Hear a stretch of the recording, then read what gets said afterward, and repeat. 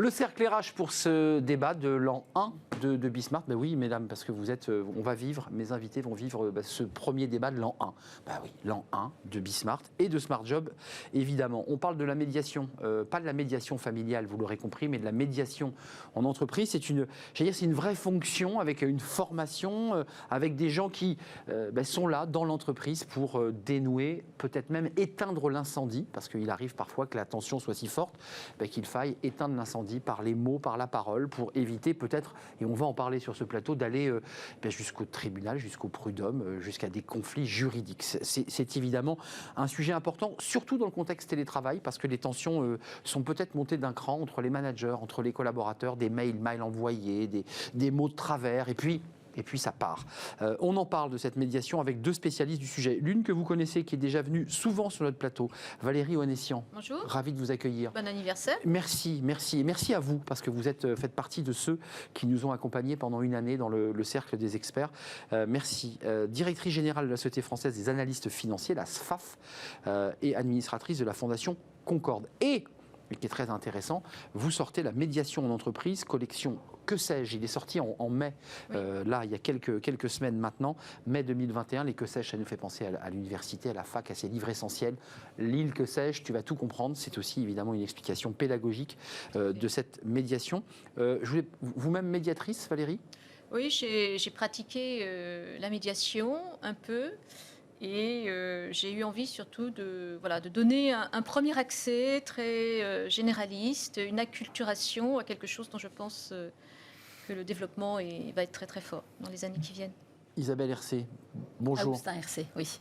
Merci d'être avec nous. Vous êtes médiatrice, formatrice et directrice de l'Institut de formation à la médiation, à la négociation, IFOMEN. IFOMEN, absolument. Je l'ai bien dit, à l'Institut catholique. Et vous êtes venu avec votre livre, Stratégie de médiation pour les entreprises, la gestion des relations humaines, aux éditions Hermann. Merci d'être avec nous. D'abord, vos définitions de la médiation en entreprise. Vous êtes formatrice, vous formez, alors si je comprends bien, vous formez ceux qui souhaitent devenir des médiateurs et médiatrices. On est d'accord ? Plutôt médiatrice, plutôt que médiateur. Il y a plus de femmes que d'hommes dans cette... qui n'est pas vraiment ce qui n'est pas un métier d'ailleurs, qui est plutôt une fonction. Merci à vous d'abord de m'accueillir sur ce plateau, parce que je suis très, très honorée d'être avec vous, effectivement. Pour moi, médiateur, médiatrice, en fait, je suis incapable de répondre à votre question, parce que je dois dire que tout le monde s'intéresse et effectivement a besoin de s'approprier ces outils de la médiation et de devenir médiateur. Et je pense que c'est important de le mentionner, c'est qu'il y a un vrai mouvement vers justement l'approche humaniste et l'approche de la gestion des relations humaines à l'amiable.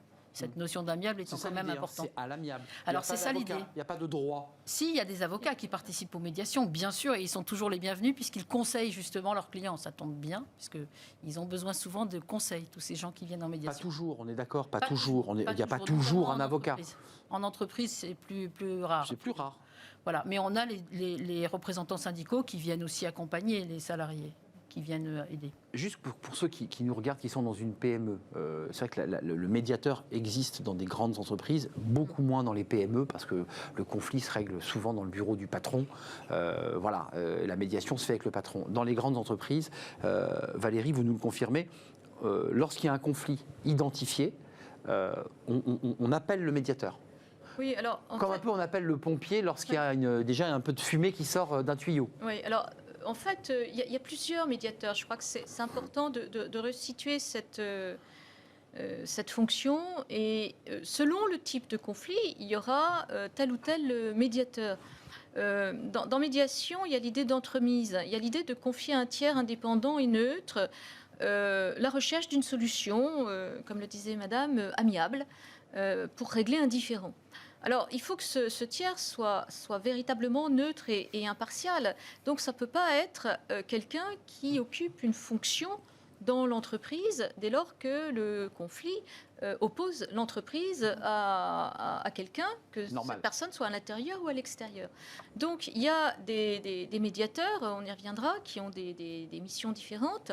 Dans les grandes entreprises, il y a des médiateurs qui sont là pour gérer les conflits liés à la consommation, puisque le droit et le code de la consommation imposent maintenant la possibilité d'un recours à la médiation dès lors qu'il y a un différend entre un professionnel et un consommateur. On pense à la médiateur de l'énergie, On par pense exemple, qui est très sollicité. au médiateur que je connais bien, au médiateur des assurances, au médiateur des banques, puisque j'ai participé à l'époque à la mise en place de ces Là, c'est une structures de relation médiation. commerciale. C'est un client qui Donc là, dit, moi, j'ai c'est été un floué. client, Voilà. voilà, qui n'est pas content dans l'exécution du contrat, voilà. Mais il y a des conflits du travail, et à ce moment-là, c'est pas ce médiateur-là qui intervient. Non, mais c'est je pas pense celui-là. que Madame est mieux à même que moi de. Isabelle Laoustin-RC, justement, il y a ces médiateurs qui sont pour le coup assez médiatisés. On les a doucement identifiés. C'est la personne à qui on va pouvoir se confier et dont on pense qu'il est totalement neutre et qu'il peut arbitrer dans un conflit commercial. Il n'arbitre pas, mais en tout cas, il va envoyer le dossier, mais il va essayer de m'accompagner, en tout cas, dans ma demande. Moi, je parlais du conflit en entreprise. D'abord, la base d'un médiateur, c'est quoi? Qu'est-ce que vous leur apprenez? La psychologie, l'écoute, la bienveillance? C'est quoi les qualités d'un médiateur dont vous dites, lui, il est très bon? Quand on dit lui, il est très bon, ça veut dire qu'à la fin, on sait que ça va s'adoucir. C'est ça l'idée quand même. Oui, c'est tout à fait. C'est ce que vous disiez, c'est ce que vous disiez à l'instant, c'est que le médiateur, il est là effectivement pour aider les parties à rétablir une relation qui va leur permettre. Souvent rompue, hein. Souvent rompue complètement ou tout simplement abîmée. Là, il y a tous les degrés, je dirais que tous les degrés de la conflictualité peuvent y être, et jusqu'à la rupture complète. Donc voilà, le médiateur va intervenir pour créer les conditions justement de rétablissement de cette relation. Et donc, il va accompagner effectivement les parties, il va les sécuriser, il va les rassurer aussi. Et donc, ça veut dire que le bon médiateur, c'est celui qui va générer la confiance des parties pour lui faire confiance, pour accepter d'avancer vers cet autre qu'il déteste. On est là-dedans. Donc le sujet, c'est quand même d'accepter aussi d'avoir ce tiers qui est... C'est pour ça que quand vous parliez de neutralité, d'impartialité, on est là-dedans, et ces règles qui s'imposent par la réglementation en vigueur ont complètement leur place, et on s'appuie dessus en tant que médiateur, parce que si on est plus proche d'une partie que de l'autre, ça ne marche pas. Donc les bonnes qualités d'un médiateur, pour moi, et c'est important effectivement de le souligner, c'est celui qui saura prendre la bonne distance. La bonne distance par rapport aux personnes. Donc il n'est pas psychologue, il n'est pas médecin, ça je vous le garantis. La bonne distance également par rapport aux émotions, parce que s'il se laisse impacter par l'un ou l'autre, ça ne marchera pas. Lui aussi doit se mettre à distance. Il se mettra à distance. Et puis la bonne distance aussi par rapport aux faits. Parce que s'il se rapproche des faits, il devient juge. Et là, on n'est pas dans la neutralité, ça ne marche pas. Permettez-moi, c'est compliqué parce que parfois, je me suis un peu intéressé à ce sujet par ailleurs, sans savoir qu'un jour je ferai cette émission. Mais il y a des cas très concrets. Un collaborateur prend une gifle, il y a une tension dans un bureau. C'est factuel. La collaboratrice dit j'ai reçu une gifle. Il y a des tentatives de suicide. Voilà, le médiateur ne peut pas le nier. La journée qui viennent de casser une cloison à force de coups de pied. Enfin, oui, bien sûr, il y a des événements qui se passent dans les entreprises. Donc attendez, vous évoquez des sujets qui parfois dans l'entreprise peuvent finir très basiquement par vous prenez la porte, vous quittez. La médiation permet quoi? Un type qui défonce une cloison, une fille qui pète une cloison parce qu'elle est à bout de... Comment on fait là, concrètement? Mais en fait, pour moi, l'intérêt de la médiation, et notamment par rapport aux autres modes amiables de règlement de conflit, c'est que c'est pour moi le mode, dans mon expérience de médiateur, c'est quand même le mode qui permet aux gens de continuer à vivre ensemble et à travailler ensemble. Oui, et ça, c'est quelque chose qui est très précieux, parce qu'il est quand même assez rare en fin de médiation que les gens partent comme c'était prévu au départ. Mais attendez, ça va très très loin la médiation. C'est comme un examen de conscience, c'est un cheminement intérieur. C'est un cheminement. Ça ouvre des portes incroyables. Souvent, les gens se livrent énormément dans les médiations. Oui, c'est pour ça d'ailleurs que l'un des autres principes très fondamentaux, c'est celui de la confidentialité. Et la confidentialité des échanges, c'est essentiel pour libérer la parole et que la confiance s'installe. Parce que, en effet, l'idée, c'est d'arriver à une verbalisation qui canalise la violence, finalement, et qui permet d'aller jusqu'au bout des non-dits. On y reviendra peut-être. La violence, c'est quand on n'a plus de mots, c'est ce qu'on dit. Mais moi, je suis convaincue de ça. Enfin, bon, moi, voilà. Je pensais qu'il faut mettre des mots. À titre personnel, je suis quelqu'un de très rationnel et je crois beaucoup au langage comme un moyen de canaliser la violence. Mais Madame disait un point qui me paraît extrêmement essentiel au moment où on parle de SG. C'est un petit peu la thèse de ce petit ouvrage modeste, c'est que on est dans la recherche de la durée, de la durabilité. On sait que ça a une valeur économique, la relation durable. On le découvre de plus en plus. Et on le découvre de plus en plus. Oui. Et donc, pour moi, la médiation, c'est un outil de gouvernance. c'est un outil de gouvernance au service de cette valeur économique qu'est la relation durable, qu'il s'agisse d'une relation interne à l'entreprise entre un salarié et un employeur, ou entre deux entreprises qui travaillent ensemble. Donc c'est un élément ESG aussi qui contribue Pour moi, c'est un élément ESG Faut pas et ça négliger. sert complètement la norme ISO 26000 qui définit ce champ-là. Enfin, je pense. vrai. Vous êtes d'accord avec ça? C'est-à-dire que c'est bien aussi un sûr, élément qui et- contribue à la qualité de vie au travail. Vous dites, on a Oui. des médiations, Ouais. on assouplit les tensions. Elles existent. Depuis Oui. la nuit des temps, depuis qu'on travaille, il y a des tensions. Alors, pour moi, l'entreprise, c'est le lieu, évidemment, idéal, quelle que soit l'entreprise, où effectivement, il peut y avoir des tensions. Et ça fait partie de la vie de l'entreprise, vous le soulignez à juste titre. Mais effectivement, le sujet, c'est justement d'essayer pour chacun, non seulement de trouver sa place, c'est là où on parle de qualité de vie au travail, mais je pense que ça va même plus loin que ça. C'est aussi de trouver des relations sereines et de pouvoir arriver à développer ce qu'on est, à être S'épanouir. reconnu, de s'épanouir. Mais oui. C'est le sens du travail, c'est tous ces éléments-là qui font qu'on va y arriver si on accepte, et c'est là bien la difficulté, de cheminer vers l'autre, comme vous le disiez, mais aussi d'accepter ce que l'autre est. Et c'est là où c'est beaucoup moins facile que ce qu'on peut dire. Juste à l'origine quand même du conflit, il est détecté par un manager, une situation de tension, de violence, d'engueulade, pour le dire Oui. simplement. Il faut que les deux acceptent de venir autour de la table, c'est pas toujours simple. Absolument. Il y a un Ça tel peut marcher. niveau de violence et de détestation que... Oui, et ce cheminement dont on parlait, il n'est possible que si les gens acceptent de s'investir et acceptent d'aller vers l'autre. Et ça, c'est pas facile. D'où le fait... Ah oui. D'où le De fait se remettre que un peu cette en question. liberté- Oui, de se remettre en question, mais cette liberté, elle est essentielle. On peut arrêter une médiation quand on veut. On a un vrai Ouais. processus libre. Ça, c'est Et ça, important. c'est important parce que le médiateur va s'appuyer sur cette liberté, parce que les gens font ce qu'ils veulent. Bien et sûr. le médiateur n'avancera avec eux que s'ils le veulent. Juste, Ça, c'est important. vous parliez de juridique, de SG, c'est-à-dire que c'était une des briques de l'ESG qui contribue finalement à créer de cette entreprise une image de bienveillance, de bien-être. Qu'est-ce qu'on en fait de toutes les notes que prend le médiateur? Parce que j'imagine qu'il prend beaucoup de notes, qu'il écoute. Quelque part, il est obligé de poser sur une feuille. Ça ne remonte pas à la direction de fait. Qu'est-ce qu'il en fait? Non, mais je vous pose des questions pour la gratter. Je le fais bien sûr exprès. Mais qu'est-ce qu'on en fait? Qu'est-ce que vous en faites ensuite?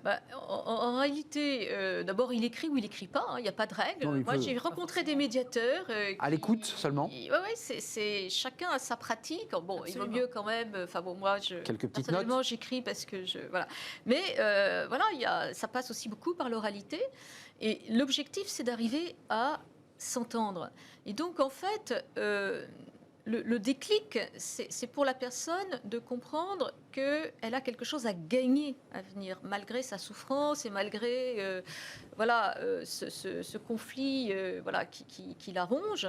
À un moment donné, il faut, j'allais dire, objectiver le différent pour pouvoir le partager et se dire qu'il y a un intérêt commun à un moment donné à sortir du conflit. Alors pas forcément un intérêt commun sur la solution, on ne la trouve pas tout de suite.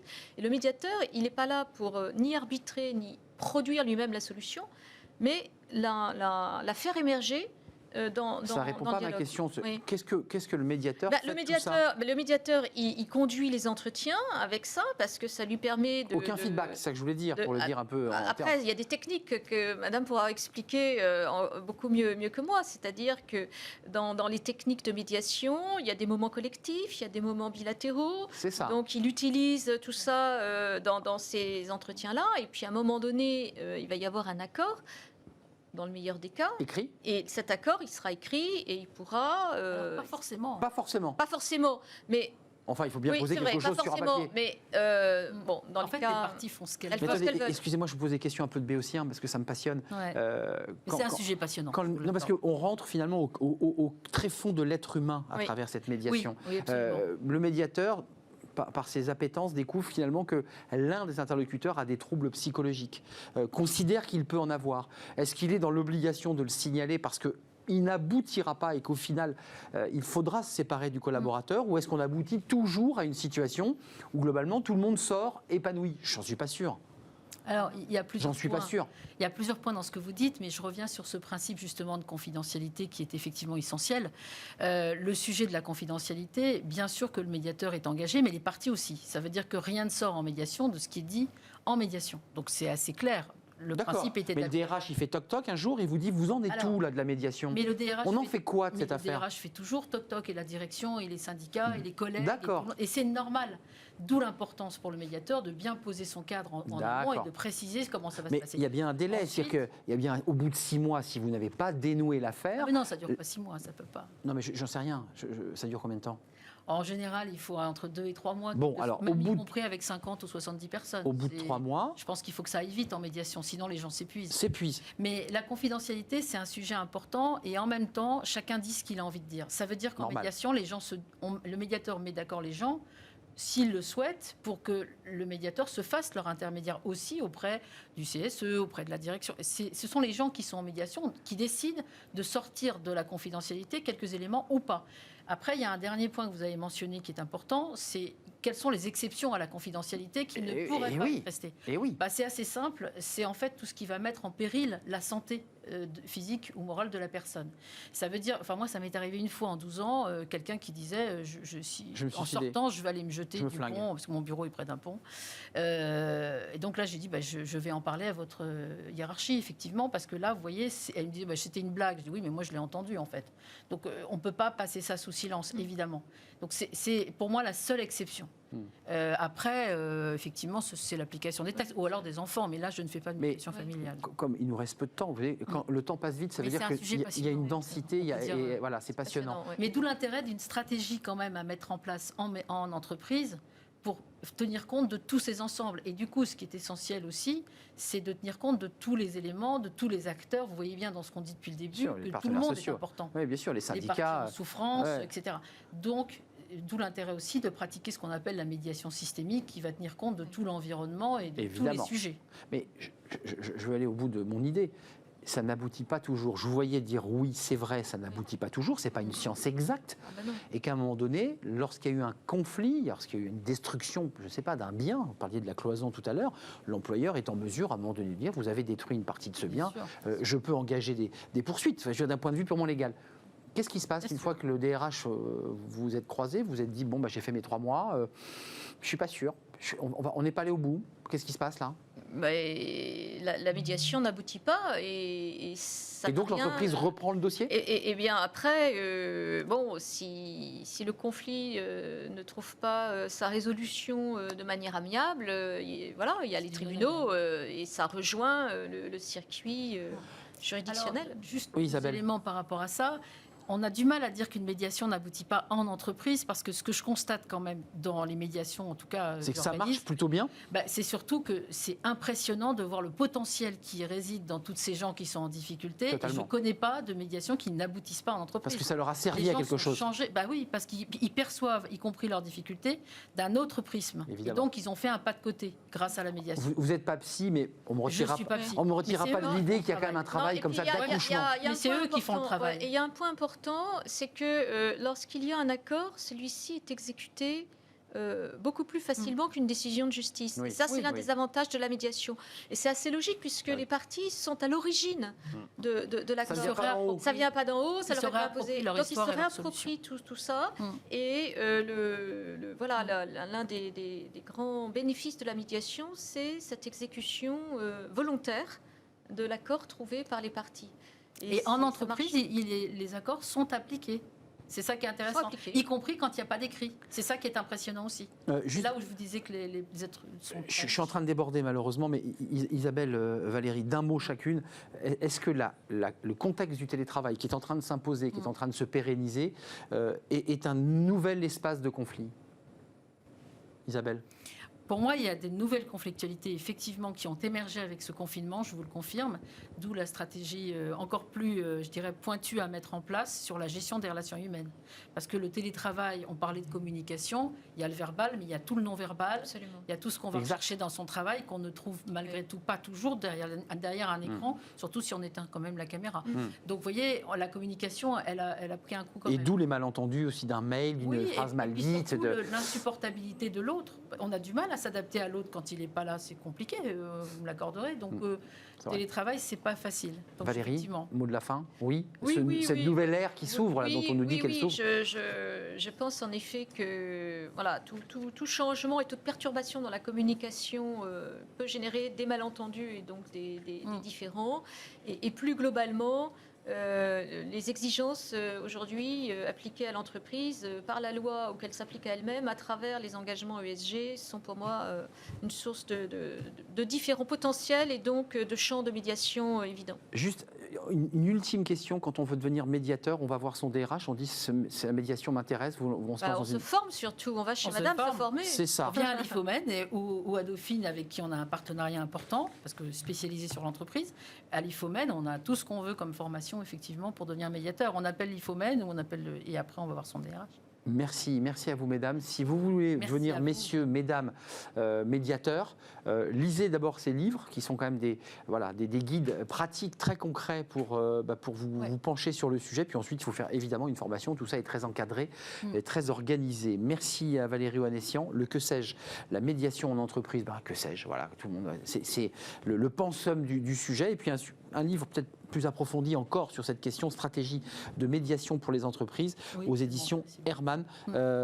Vous voulez votre livre, Isabelle Non, ou... c'est bon. Non, c'est pour vous. Je Je vous l'offre avec grand c'est plaisir. mon cadeau des 1 an, c'est ça? C'est ça, c'est pour C'est votre le anniversaire. cadeau des 1 an. Bonne chance. Bon anniversaire. J'ai beaucoup de chance. Oui. On termine par Fenêtre sur l'emploi. On va s'intéresser à l'alternance et à ces jeunes à travers une entreprise que tout le monde connaît, Kiabi, avec son responsable alternance, stage et relations école chez Kiabi, parce que évidemment, c'est une entreprise qui embauche et on va en parler pour terminer cette émission. C'est Fenêtre sur l'emploi.